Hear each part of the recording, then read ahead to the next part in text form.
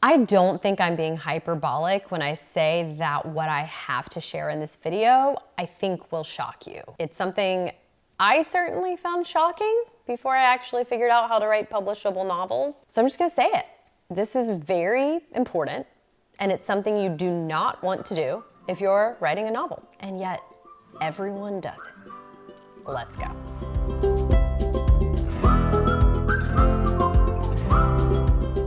A few months ago, I was teaching a workshop on how to write a good scene, and I had a moment of shocking clarity. I was teaching my framework for scene writing, which involves a three-way breakdown of backstory, dialogue, and context. When a writer in my program asked, "So how much are you actually thinking about this as you're writing your first draft?" And my stomach dropped because I realized in that instant that I had screwed up. I had screwed up by even implying, even offering the slightest suggestion that I think about frameworks while I am writing a first draft. For years as a student in writing classes and craft seminars, I would learn literary devices and hear these adages and learn these writing tools and principles. And the instructors sharing these tools were typically published authors while I was not. And they were smart and talented and successful and generous in exactly the way I wanted to be. And so,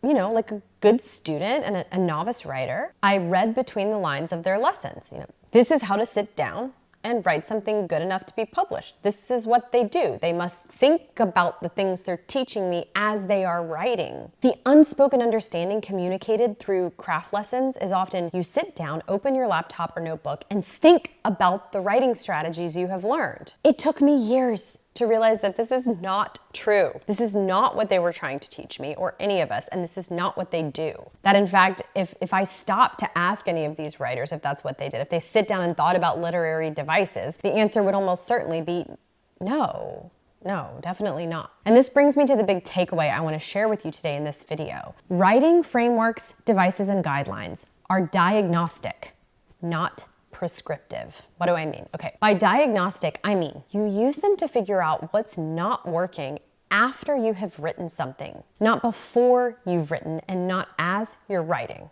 but after. As you're writing, you want to just be in the story. Or as Ernest Hemingway famously put it, write drunk, edit sober. You know, we can interpret this metaphorically here. Okay, here's another analogy. I used to date online. In fact, this is how I met my husband, from an online date, which means I went on a lot of first dates. Thinking about frameworks and rules while writing is to me sort of like trying to script a first date.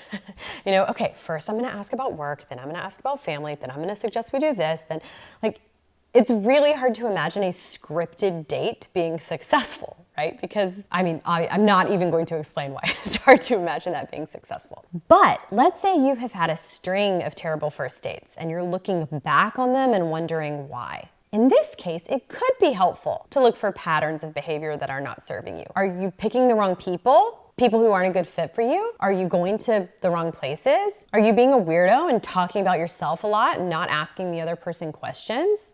Are you doing gross things at the table? In order to make an assessment so that you can address a potential problem, you might even rely on outside advice. You know, principles that can be used as a guide for cultivating a relationship. Like, don't only talk about yourself and don't ask another person questions. Do you see where I'm going? Craft tools and guidelines are best used as diagnostic tools once you have something to diagnose. You are not supposed to build a story with them at the front end of your writing. If anything, we learn them early on so they can kind of simmer in our subconscious and perhaps at most filter their way through our work without us having to think about them consciously. We don't want to put them in the driver's seat of the drafting process. That's a surefire way to shut down your creative mind. When I'm writing a first draft, I try to get into the story. That is my simple number one goal. I want to experience the story and write down what I am experiencing, period. No obsession with adverbs, no reminding myself to show, don't tell. Just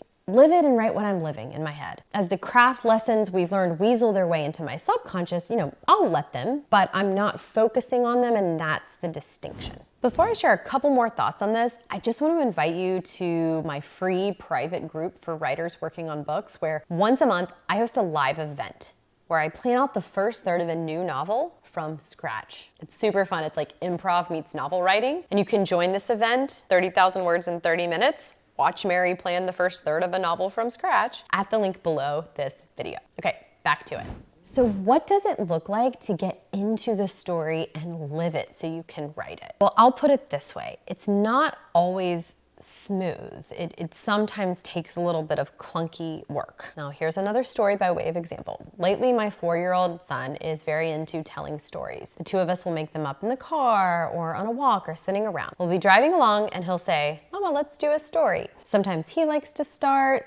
He recently told one that started, "Once there was a person so tall that his face was in outer space," which I loved as a premise. Other times he'll tell me to start our story. So I'll come up with a premise, like a pink cow who doesn't like to be pink, or a little firework who feels bad that he's so loud and it scares dogs. Basically, I invent an object or an animal that has a problem. Because the point of this game is to volley the story back and forth, when it's my turn to start, I'll pitch a premise, or it's a 4-year-old, so I'm not pitching a premise. I'm starting the story and I'll say, "Your turn." And a lot of times my son will say, "I don't have the words." And that's his way of telling me that he doesn't know what should come next. He says, "I don't have the words." I love that. It strikes me as such a clear articulation of writer's block, not having the words. So when he says this, I keep going. I'll add some plot, develop our little character, our object or animal, and eventually, every time, inevitably, he interrupts me. Even after he's told me he doesn't have the words, he suddenly starts yelling, "And then the cow flies into the clouds," and he can fly. He gets so into the story that he is no longer thinking about whether he has the words or not. He just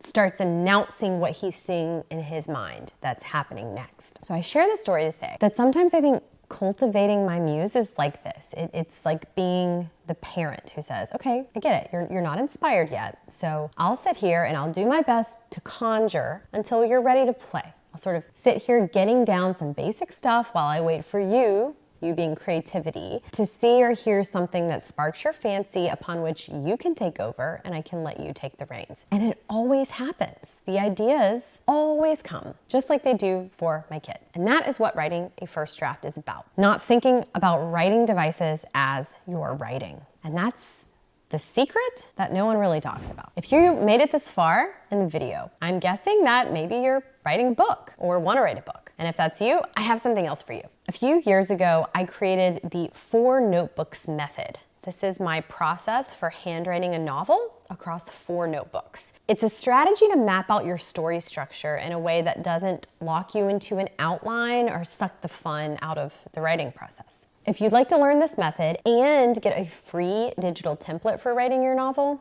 you just have to go to the link below this video, because to get the template, I just need you to apply for my program, The Book Incubator. It's only 2 questions to apply. It takes under 5 minutes. And you get the template right away, whether you join or not. There's no pressure to enroll. So click below, tell me a little bit about you and your book or your book idea, and I'll send it your way.